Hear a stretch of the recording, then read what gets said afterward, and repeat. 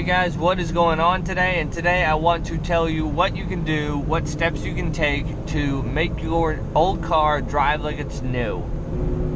Now, if you have a car that's 9 or 10 years old, it's getting up there in years, and it probably is going to need a couple things worked on before it works like new. Now, the first thing you want to do, this is what I did, one of the first things I did to this truck, and I've done all of these steps with my truck. The step one is to change your spark plugs.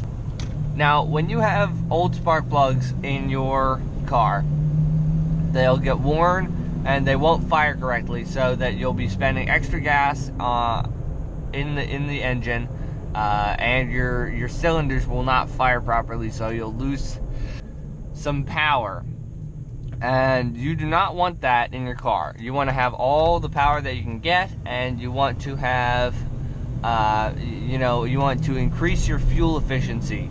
And so if you replace your spark plugs, then that'll increase your power potential, and it'll increase your fuel economy in your car. Step 2 is to change your air filter. Now, what your air filter does is it filters the air that your engine draws into itself to create the mixture of spark, gasoline, and air. And if your air filter is dirty, then it will not be able to draw as much air through the air filter, through the air intake.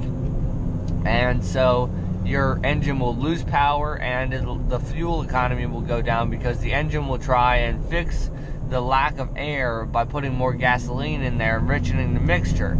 Now, what that does is it makes you use extra gasoline, and you lose some horsepower because it can't draw the proper amount of air in.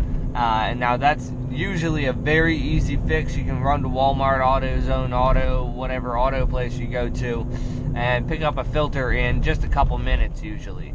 And it usually you just pop out the old one, pop in the new one, and put it back together. And it's very simple. Number 3 is to get your fuel injectors cleaned.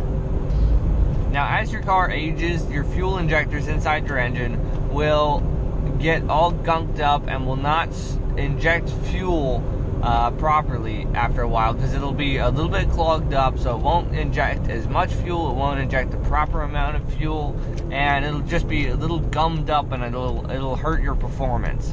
And so what you want to do is either you want to take your car into a mechanic or a dealership to have the fuel injectors professionally cleaned. If you have the wherewithal to clean them yourself, do that. I personally do not have the wherewithal to do that. And the third option is to use fuel injector cleaner. Now, fuel injector cleaner does not work as well as plain old cleaning out your fuel injectors, but it does get some of that residue out of the fuel injectors. And all you have to do is you buy it. I buy this stuff. It's like $5 a bottle at Walmart. It's called Techron. It's called Techron Fuel Injector Cleaner. You can usually find it in the automotive section. And all you have to do is you have to pour it in the gas tank right before you fill it up with gas. And that'll help clean it out. It won't damage your engine at all. And that's what I do. And I'm going to have these fuel injectors cleaned at some point. I just don't know when yet.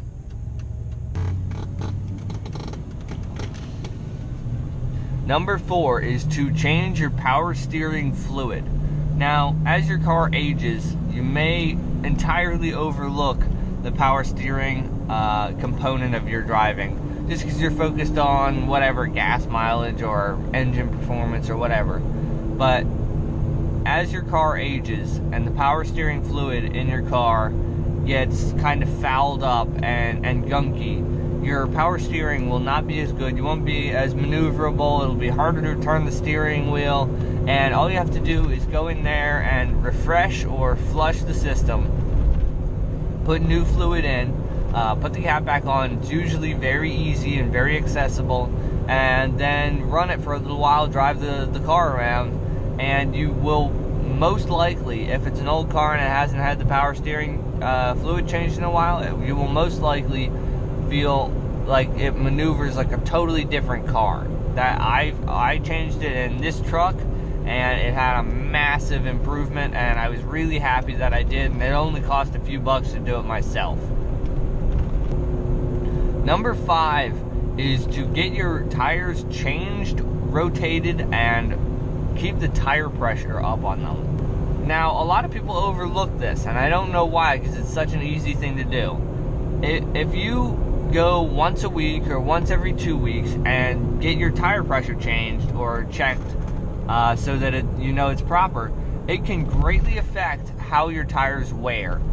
And if you keep your tire pressure consistent on all your tires like the manual says you're supposed to, your tires will wear less unevenly, and it'll actually help your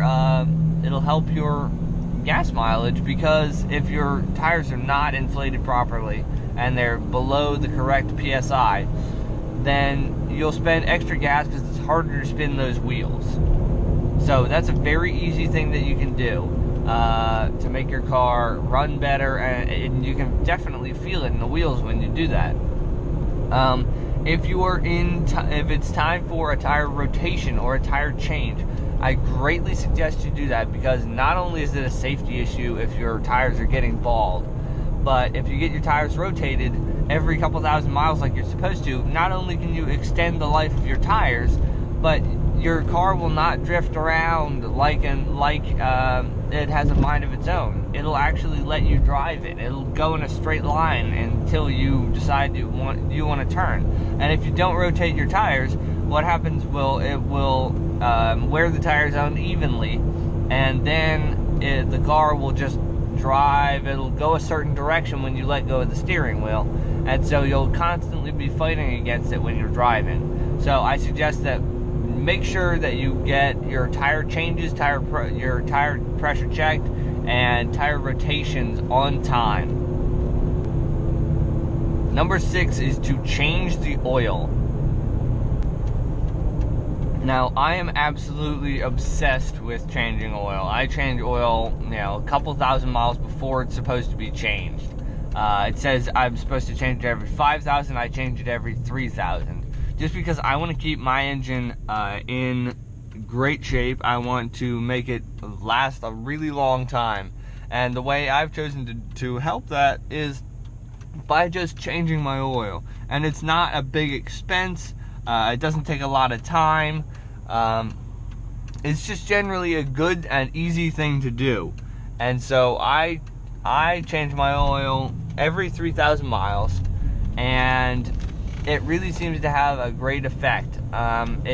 When you keep putting fresh oil in like that and changing it in, it'll continue lubricating the engine correctly. It won't have all that burnt up, gunky oil in there that's preventing the oil or the engine from running correctly, and it'll really help the health of your engine, as well as if you do it consistently, you can feel that the engine is really running and it wants to run and it feels like a healthy engine. Number 7 is to flush and change your radiator fluid. Now, this might not seem like one of those things that's going to help your car's performance a whole lot, but what it does is when you flush and change your engine coolant, is it takes all the little rust particles, all the little rubber particles from the hoses in the car, and it flushes those out. It takes those out, and so when you put the new coolant in, it cools the engine better, and so the engine doesn't burn as much oil, and it runs cooler, and generally it just runs much better. I changed the coolant and flushed the coolant in here.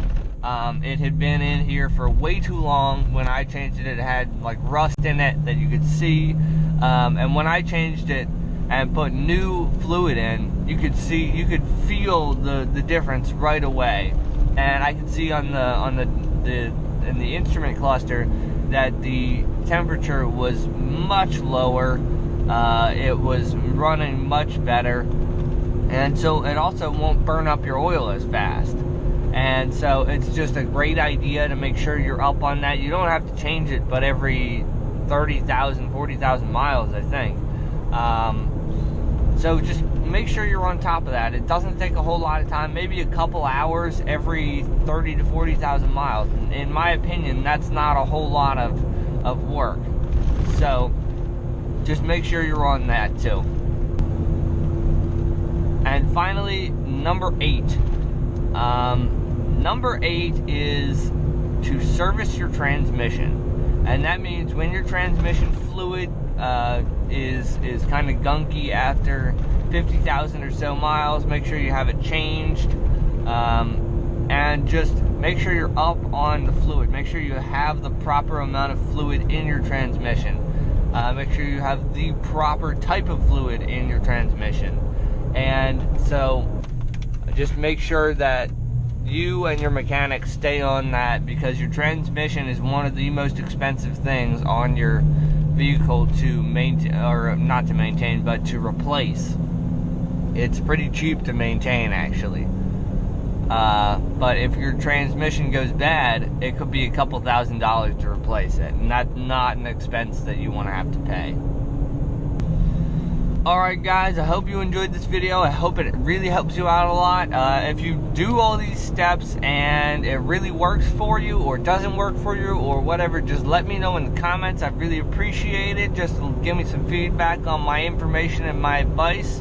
I really appreciate it. If you like this video, please drop a big thumbs up and subscribe to my channel for more daily content like this. I post a video every single day, whether it is a repair video, whether it's a vlog, a gun video, a story, something you didn't know about me. I've got a couple series that run on Thursday and Saturday, so go and check those out. Follow me at Real Random Rebel on Twitter and Facebook. I really appreciate it. The links will be in the description, and you guys have a great day.